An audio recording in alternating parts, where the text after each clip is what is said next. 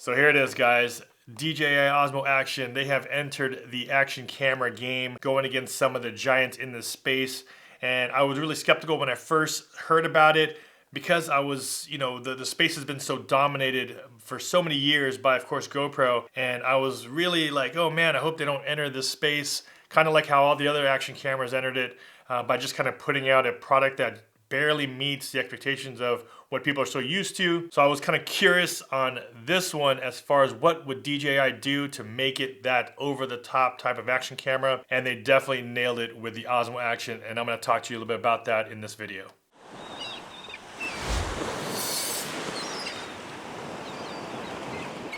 And welcome to my channel, guys. My name is Anastasio. I do a lot of drone tech tips, tutorials, and product reviews on this channel. So if that's something that interests you, make sure you guys subscribe and also hit the bell to be notified when I post new videos. And I'm going to be coming out with a bunch of videos on the new Osmo Action. So if this is something that interests you, make sure you guys are subscribed to the channel. And as always, before I jump into my overview as well as the specs and review of the Osmo Action, let's open this up and see exactly what's inside the box. As you can see on the front of the box right here, we just says Osmo Action at the very top. And of course, we have a nice photo showing you that it is, of course, going to be weather or waterproof with a little splash going around the Action right there. On the back, gives you some overview as far as what are some of the highlights of this action camera. There's going to be dual screen, which is huge, and we'll talk about that a little bit more in the video. 4K HDR. It is up to 11 meters waterproof. It has electronic image stabilization in 4K, as well as shoots 4K 60 frames a second, and also shoots at 1080p or HD. And there's a little list here of accessories that should be in your box, so let's open it up and make sure that they're all there. Oh boy. Oh, the plastic. Oh, there it is. Now there's a box here at the very bottom, and here's what it looks like with all of the stickers on there still. A USB to USB-C cable. Of course, this will be for your charging. We have a little screw right here for the mount. Looks like we have a 3M adhesive mount right here, which also you're able to twist and pull that off. So a little bit different style of a mount that I haven't really seen before. Another 3M adapter here, which of course you just tape this onto something. Use this mount to twist it on. Let's see what's in here. Oh, it's a battery. Now this is a little bit different than some of the action cameras I've seen before, at least battery-wise goes, is that the battery is actually attached to the housing or the door right here. So it's pretty much adhesive or glued in there with sealant all around, just to probably make sure that you're having a nice seal as far as your door goes for waterproofing. Of course, the user guide, battery, 2 mounts, a screw, a cable, and of course the Osmo Action. All right, so let's jump right into what makes the Osmo Action such a big deal, and that is, of course, that front screen right here.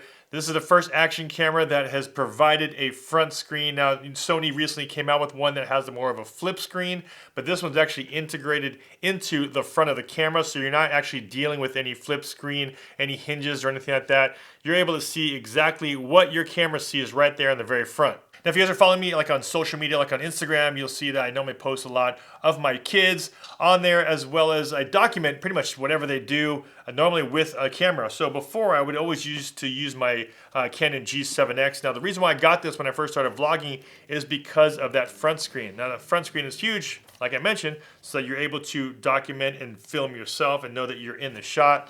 Of course, the Osmo Pocket, when that came out, that was a very good one too, because you also had that front screen. But the thing like the GoPro is where it lacked, you really didn't have anything to compose a shot with. So ideally, at the end of the day, you would just want to shoot at like 4K, shoot nice and big. Then if you were to export out in something like 1080p, you can now reposition and recompose the shot manually in your editing software. Of course, that's a lot more work to do, and a lot of people don't want to deal with it. So now with a front screen, you're now able to compose it, so it kind of minimizes the work you're going to have to do in post if you don't want to have to recompose your shot all over again. All right, so now I'm outside and we're going to do a little vlog test just to see, as far as the composition goes, how much I'm able to get in my frame. Now, if you guys don't know, the Osmo Pocket has a little bit more of a narrow field of view, and that's one of the things I think that was holding a lot of people back from making this thing like the ultimate vlog camera, is that field of view. Now here on the Osmo Action, we do have the front screen just like the Osmo Pocket, but of course we have a lot wider of a field of view. And then over here we have the GoPro Hero 7, which doesn't have a screen, so I can't even see if I'm actually in frame. And what I'm gonna do is just really hold this up the same way I'm holding it up as I would if I were vlogging. And I'm actually shooting on wide because the GoPro only shoots wide. It does not shoot linear in 4K. So just to match that, I'll go wide on the Osmo Action as well. And of course the Osmo Pocket, you have no options. So you're pretty much stuck at whatever the field of view is. And it's actually a pretty windy day right now, so I guess we could probably test out a little bit of the audio, see how the audio sounds in the video. All right, so for this test, I'm actually out here. There's a little hiking trail pretty close to my house. And the one thing I wanted to do with this test is just understand kind of the benefits of having a front screen and positioning and composing your shot. Now, as you can see right here, I'm lit from the front. The sun is actually right in front of me, which makes me have at least some pretty solid and good lighting on myself, which is the subject. The thing that's interesting about this front screen is that it helps me position my camera. So if right now I put my camera right in front of me, I can actually see it's dead center. Now, ideally what I like to do is when I'm vlogging, I want to put myself in a third of the frame and then kind of open up this portion right here, depending on which direction I'm walking. So it just kind of leads the viewer into where you're walking towards compared to just sitting here and vlogging directly straight the whole time. Being able to compose a shot makes it very crucial to be able to do that. And right now with the Osmo Action, which is right here in the middle, it allows me to do that and makes it very simple. With the Osmo Pocket, it does work as well, but the thing with the Osmo Pocket is it's so narrow, and also when face tracking is on, it's pretty difficult to position yourself into, say, a third of the frame because of the fact that face tracking always tries to keep you dead center. Yes, you can move it with the phone, you can actually reposition where it's tracking you, but once again, you have to kind of use the phone and do a little bit more work in order for you to get the proper shot. But with right here with the GoPro, I'm not able to see anything. I'm more than likely positioned properly because I'm basing it off of the Osmo Action, but I'm not able to see anything. I'm not able to compose it properly if I'm not able to see myself in my video, especially if I'm vlogging. One of the things that's good about having a screen is this right here. But right here, I'm backlit, which means my face and my body more than likely is a lot darker and a lot more in like a silhouette. So these are some of the things that you don't realize that happens until you get home, pop this on your computer, or you're rewatching it onto your action camera, finding out that you might have a lot of footage that you don't really want to use anymore, mainly because of that reason, because of the fact it's too dark. When all you really had to do was something as simple as this, swing it around, recompose it here, get that shadow out of my face, and now I have a lot better of a video to use. And even here, I'm able to compose this a lot better. I'm in a third of the frame. I only have a little bit of headroom here. So I think it just, works out in your favor having a screen up front, which is a pretty big deal. Now, one of the biggest concerns is how good is the stabilization on the Osmo Action, because the one on the GoPro 7 is really good. Here we have the Osmo Action with RockSteady, their electronic image stabilization off.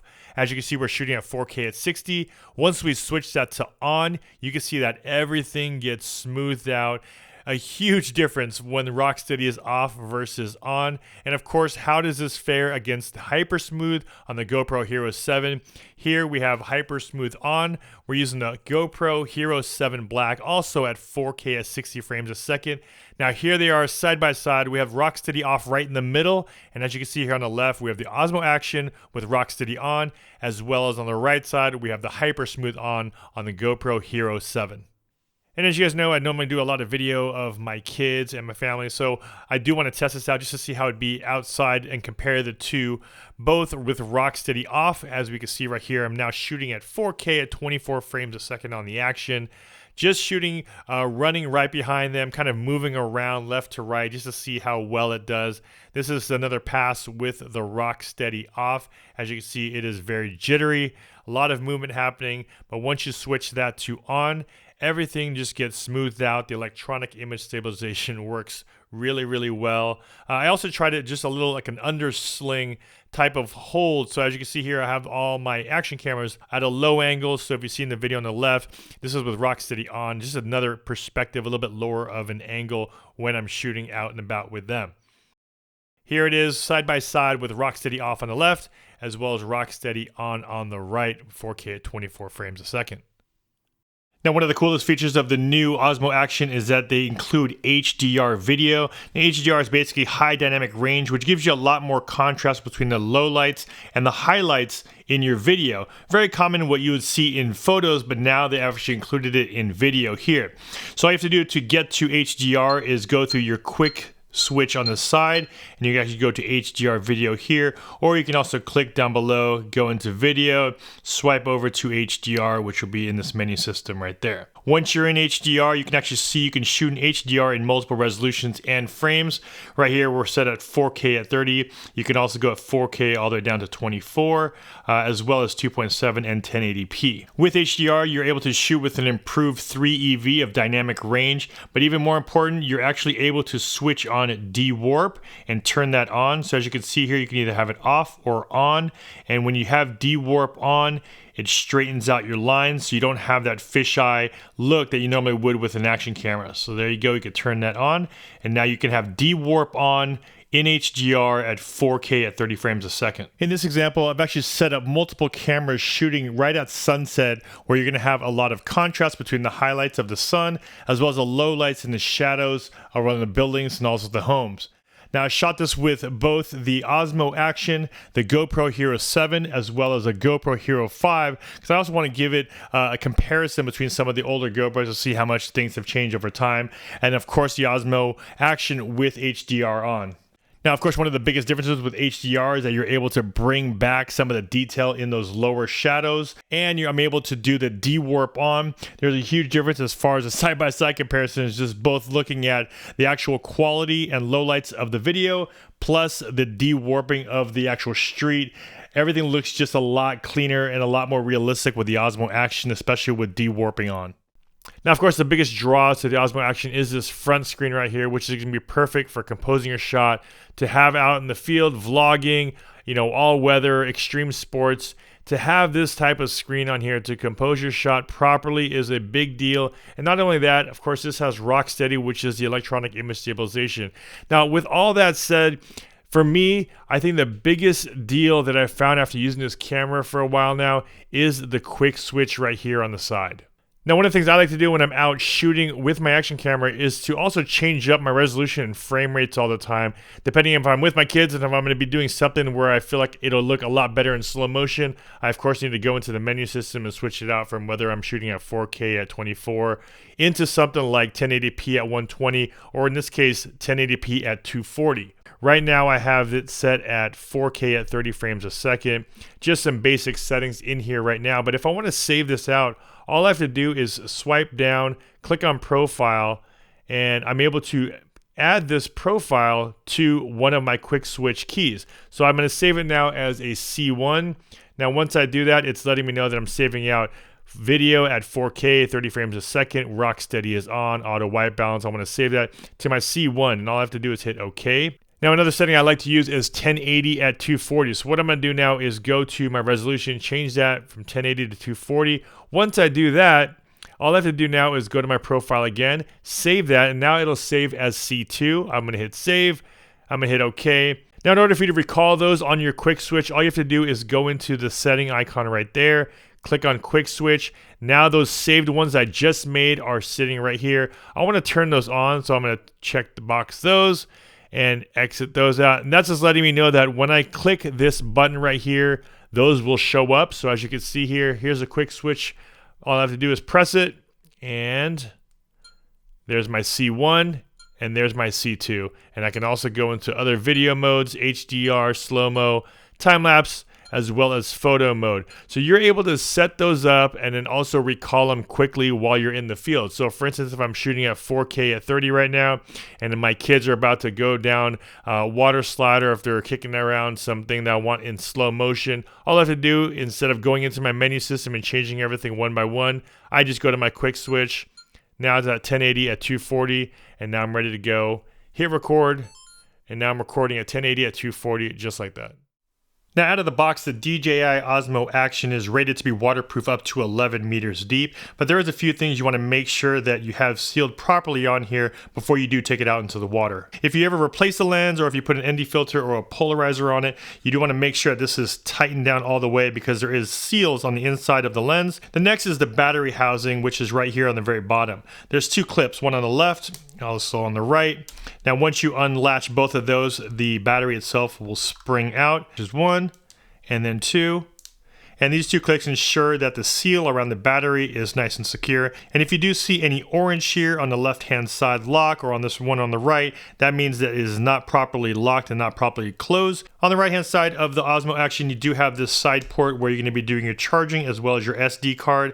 Now, as you can see here, there's a rubber gasket on the inside. If you didn't know, you can actually remove this door just like that if you wanted to put the housing back on and have this open for charging. But of course, you will not be waterproofed at that time because of these ports are going to be open. Hooked on properly, just like that. And then when it is on there, you want to press this down, press down and slide it up. And that should also lock into place. And once it is, then of course you'll be water sealed all the way around those ports. And then you should be good to go up to 11 meters with the Osmo Action.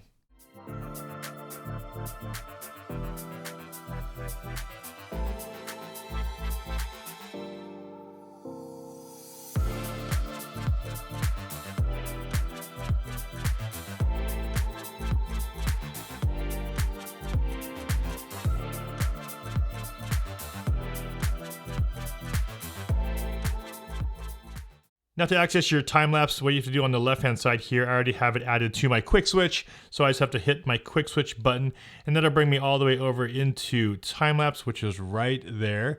Once you're there, you just have to swipe from down to up. And now you have all of your interval settings as well as your duration. In the very top right, you have your resolution. So right now I'm set at 4K. So my time lapse would be in 4K. I can click this and be 1080 as well as 2.7. I'll just do it in 4K right here. And then my time, my intervals, you can switch it all the way from 0.5 seconds all the way down to 30-second intervals. And my video duration, I have it set to infinity here, but you can actually do a 5-minute, 10-minute, 20-minute, 30, or an hour, all the way over to 5 hours. Here we go, Daddy! Now, the one thing that I found myself using a lot more is that slow motion on the Osmo Action, mainly because of what I talked about earlier. That quick switch button makes it easy. It already have 1080, 120 set in there, 1080 at 240 set in there. So all I have to do is press that quick switch button a couple times, and now I'm instantly shooting in slow motion. Not even that, but it's also able to record audio in real time. Your camera! Oh, it's good. We're good. Yeah! There's a lot of action cameras on the market, as well as even regular standard cameras that can't record audio if you're shooting in slow motion, but the Osmo Action can. I don't see you guys very fast. Oh, there we go, dude. Now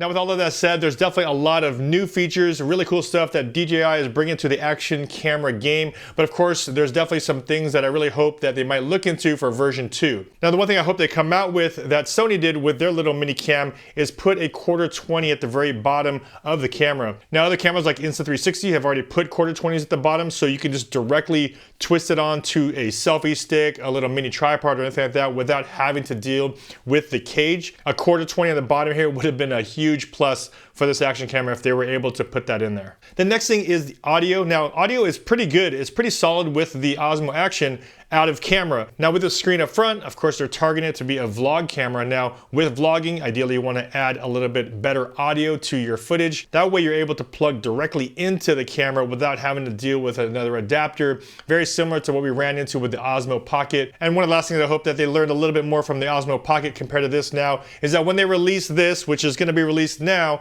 I really hope that they have a lot more accessories available as soon as possible. We know that this is a nice filter thread here to be able to swap that out. So I'm assuming, of course, DJI will come out with their own filter set, as well as all the other major companies, Polar Pro, Freewell, and all the other ones, PGY Tech, will come out with their filters. So I'm sure you'll be seeing a lot of those videos hitting the market as well. So make sure you guys stay tuned, as we'll probably talk about some filters and some other accessories for the Osmo Action. And there it is, guys, just the first unboxing as well as review of the new Osmo Action. Now, who is this camera for?